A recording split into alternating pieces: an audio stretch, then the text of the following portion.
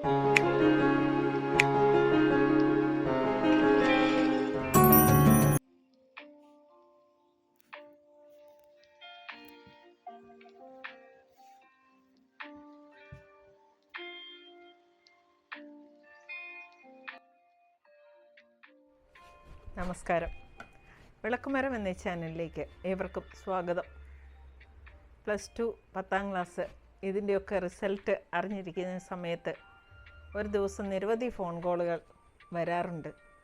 ഇനി ഏത് course select ചെയ്യണം, ഇനി ഏത് വഴിയിലോട്ടാണ് തിരിയേണ്ടത്, വലിയ ഒരു വഴിത്തിരിവിലേക്ക് നിൽക്കുന്ന വിദ്യാർത്ഥികൾക്ക് എല്ലാവർക്കും പ്രയോജനപ്പെടട്ടെ എന്ന് വിചാരിച്ച് കൂടുതലും നഴ്സിങ്ങിൻ്റെ സാധ്യതകളെ പറ്റിയാണ് ഞാൻ സംസാരിക്കുന്നത്. തീർച്ചയായും നാം ഒരു കരിയർ തിരഞ്ഞെടുക്കുമ്പോൾ നമുക്ക് താല്പര്യമുള്ള ഒരു ഏരിയ ആണോ അത് എന്നൊന്ന് ശ്രദ്ധിക്കണം. എന്നാൽ എല്ലാ ഏരിയയും നമുക്ക് താല്പര്യമുള്ളത് മാത്രം ആകണമെന്ന് യാതൊരു നിർബന്ധവും ഇല്ല. ജോലി സാധ്യതയാണ് ഇനിയും നമ്മൾ പരിഗണിക്കേണ്ട മറ്റൊരു വിഷയം.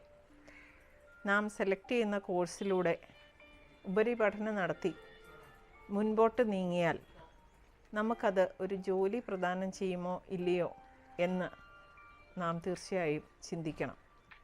മാത്രമല്ല, എത്ര വർഷത്തെ പഠനത്തിന് ശേഷം ഇതിന് ഒരു ജോലി സാധ്യതയുണ്ട് എന്ന് കുടുംബത്തിൻ്റെ സാഹചര്യങ്ങളും കൂടെ കണക്കിലെടുത്തുകൊണ്ട് ചിന്തിക്കേണ്ടത് വീണ്ടും ആവശ്യമാണ്.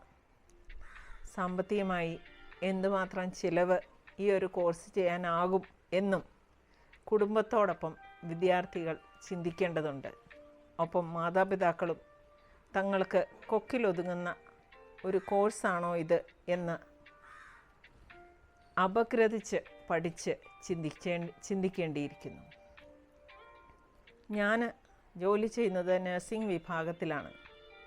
അതുകൊണ്ട് തന്നെ എനിക്കറിയാം പലതരം നഴ്സിങ്ങുകളുണ്ട്.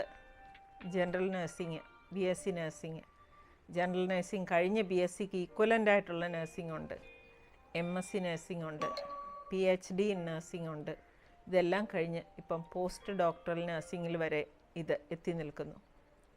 3 സാധ്യതകളിലേക്ക് ഒരു നഴ്സിംഗ് കോഴ്സ് ഉപരിപഠനം നടത്തിയാൽ നമുക്ക് ചെന്നെത്താവുന്നതാണ്.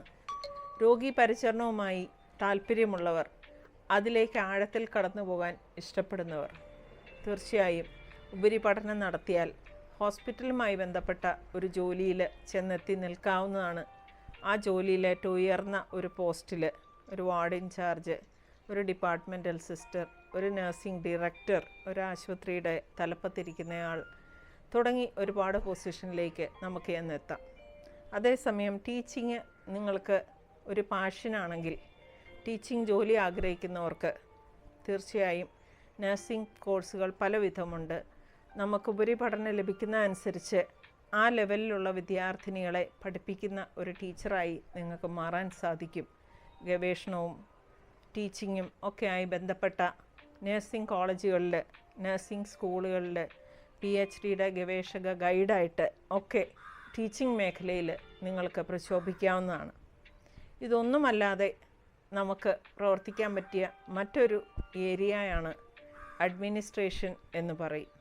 അതായത് നഴ്സിംഗിൻ്റെ ഗവൺമെൻറ് ഓഫ് ഇന്ത്യയിൽ നഴ്സിംഗ് പ്രതിനിധിയാകാം, വേൾഡ് ഹെൽത്ത് ഓർഗനൈസേഷൻ അഥവാ ലോകാരോഗ്യ സംഘടനയിലെ നഴ്സിംഗ് പ്രതിനിധിയായി നിങ്ങൾക്ക് ശോഭിക്കാം.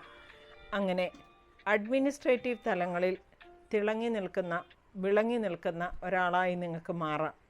ഇത് കൂടാതെ എല്ലാവരുടെയും നഴ്സിംഗിൻ്റെ പ്രധാന ആകർഷണം എന്ന് പറയുന്നത് വിദേശ ജോലിയാണല്ലോ. പല കുടുംബങ്ങളിലും, എന്തിനേറെ പറയുന്നു, ഇന്ത്യയുടെ തന്നെ സാമ്പത്തിക സുസ്ഥിതിയിലും വ്യവസ്ഥിതിയിലും നിർണായകമായ പങ്കുവഹിച്ചിട്ടുള്ളവരാണ് നേഴ്സുമാർ. അവർ വിദേശ രാജ്യങ്ങളിൽ ജോലി ചെയ്ത് നാട്ടിലേക്ക് അയക്കുന്ന പണം തീർച്ചയായും കേരളത്തിൻ്റെയും ഇന്ത്യയുടെയും സാമ്പത്തിക വളർച്ചയിൽ നിർണായക പങ്ക് വഹിച്ചിട്ടുണ്ട് എന്ന് പറയേണ്ടിയിരിക്കുന്നു. അതുകൊണ്ട് വിദേശ രാജ്യങ്ങളിൽ ചെന്നെത്തി പല അവസരങ്ങളും നമ്മൾക്ക് കിട്ടും. സാമ്പത്തികമായിട്ടുള്ള സുസ്ഥിതിയും സുരക്ഷിതത്വവും നമുക്ക് നേടാം.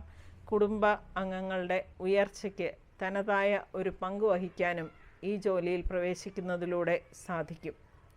എന്നാൽ ഇതിലെല്ലാം പ്രധാനപ്പെട്ട കാര്യമാണ് ഈ ഒരു ജോലിയിലേക്ക് ഏകദേശം താല്പര്യവും രോഗി പരിചരണമായതുകൊണ്ട് അവരോട് ഒരു സൗഹാർദ്ദ മനോഭാവത്തോടെ പെരുമാറാനുള്ള ഒരു കഴിവും അതിനുള്ള ഒരു താല്പര്യവും ഉള്ളവർക്ക് മാത്രമേ ഇതിൽ നിലനിന്ന് പോകാൻ സാധിക്കുകയുള്ളൂ. തീർച്ചയായും പഠിക്കാനുണ്ട്, ജോലി ചെയ്യാനുണ്ട്.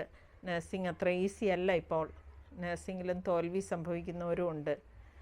എന്തായാലും നിങ്ങളുടെ അഭിരുചിക്ക് ഇണങ്ങിയ ഒരു കോഴ്സ് സ്വന്തമായി ചിന്തിച്ചും അന്വേഷിച്ച് കണ്ടെത്തിയും തിരഞ്ഞെടുക്കാൻ നിങ്ങളെ സഹായിക്കുന്ന ഒരു സെഷനായി ഇത് മാറട്ടെ. എല്ലാ വിദ്യാർത്ഥികൾക്കും എൻ്റെ കൊച്ചു കൂട്ടുകാർക്കും നല്ല ഒരു ഭാവി ആശംസിച്ചുകൊണ്ട്